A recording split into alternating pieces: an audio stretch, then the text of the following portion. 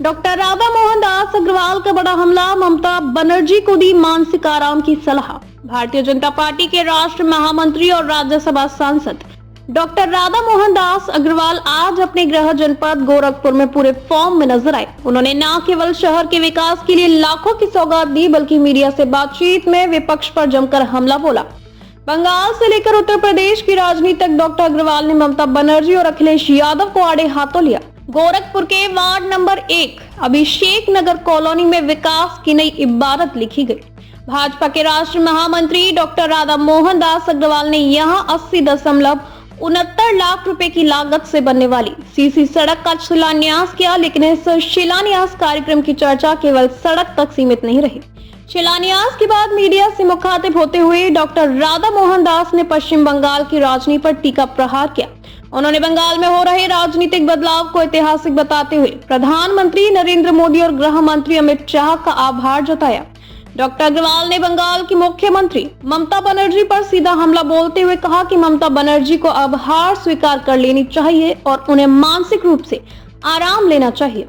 उन्होंने आरोप लगाया कि बंगाल में पहले भाजपा कार्यकर्ताओं पर सुनियोजित हिंसा की जाती थी, लेकिन अब वहां की जनता ने लोकतंत्र की ताकत दिखा दी है। समाजवादी पार्टी प्रमुख अखिलेश यादव के बंगाल दौरे पर तंज कसते हुए सांसद ने कहा कि अखिलेश जी को बंगाल के बजाय उत्तर प्रदेश की चिंता करनी चाहिए। उन्होंने दावा किया कि यूपी के आने वाले चुनावों में अखिलेश को अपनी हार का एहसास अभी से हो रहा है। इसके साथ ही उन्होंने बिहार में होने वाले मंत्रिमंडल विस्तार और राजनीतिक घटनाक्रमों पर भी अपनी बात रखी। इसको लेकर क्या कहेंगे? देखिए, ये तो सच है, बहुत ऐतिहासिक जीत हुई है। हम अपने माननीय प्रधानमंत्री नरेंद्र मोदी जी को और माननीय गृह मंत्री जी माननीय अमित शाह जी को इसके लिए बहुत बहुत पूरे देश के 142 करोड़ नागरिकों की ओर से आभार देंगे, क्योंकि पूरा देश जानता था और चाहता था कि बंगाल की राष्ट्र विरोधी आतंकवादी और तानाशाही सरकार से मुक्ति मिल जाए। हम बंगाल के नागरिकों को भी आभार प्रकट करेंगे, क्योंकि अगर उन्होंने नहीं चाहा होता तो ये परिवर्तन नहीं हुआ होता। लोकतंत्र की ताकत को बंगाल के लोगों ने दिखाया है। एक प्रकार की लोकतांत्रिक क्रांति हुई है और ऐसा कोई भी राजनेता जो अपने आप को कुर्सी पर बैठ करके सर्वोच्च समझ लेता है, अहंकार ग्रस्त हो जाता है और वो समझ बैठता है कि हम दुनिया को जिस तरफ चाहेंगे उस तरफ ले जाए। इतिहास बना हुआ है ऐसे तानाशाहों के इतिहास से और उनकी बर्बादी से। तो ये भी एक प्रकार की बर्बादी ही थी जो ममता बनर्जी की हुई है।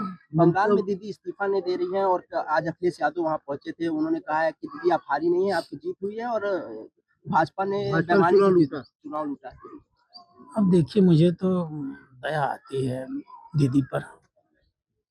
कोई प्रावधान ही नहीं है। किसी भी विधानसभा का कार्यकाल 5 साल से ऊपर नहीं होता है। 5 साल के समापन पे चुनाव कराया जाता है। चुनाव आयोग नए विधानसभा की सूचना स्पीकर महोदय को दे देती है और जिस दिन चुनाव आयोग की सूचना स्पीकर के पास चली जाती है उस दिन नई विधानसभा का गठन हो जाता है। बहन ममता जी तो अब नई विधानसभा की सदस्य भी नहीं है, वो अपना खुद का चुनाव हार चुकी हैं। इसलिए वो क्या कह रही हैं, मुझे लगता है कि उन्हें मानसिक रूप से कुछ रेस्ट लेना चाहिए। मैं ये नहीं कहूँगा कि नियंत्रण उन्होंने खो दिया है, लेकिन हार तो जिंदगी में न हार में मैं जीत में किंचित नहीं भयभीत में। हार और जीत तो एक ही सिक्के के दो पहलू हैं, उनको स्वीकार करना चाहिए। और 5 साल बाद फिर चुनाव आएगा, भाजपा को उसमें पराजित करने की उनको कोशिश करनी चाहिए, उनका अधिकार है ये। अच्छा, शुभेंदु के पीएस की हत्या हो गई निर्मल, इसको लेकर क्या? देखिए, हत्या का तो एक लंबा श्रृंखला वहाँ चलता था। हर चुनाव के बाद वहाँ हमारे सैकड़ों भाजपा के कार्यकर्ता मुख्यमंत्री बनने जा रहे हैं, ऐसे में नहीं, अभी हम उनको मुख्यमंत्री नहीं कह सकते जब तक उनके नाम की घोषणा न हो जाए।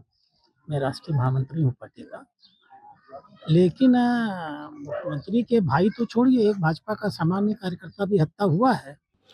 डॉक्टर राधा मोहन दास अग्रवाल राष्ट्रीय महामंत्री भाजपा व राज्यसभा सांसद डॉक्टर राधा मोहन दास अग्रवाल के इस बयान ने राजनीतिक हलकों में हलचल तेज कर दी है।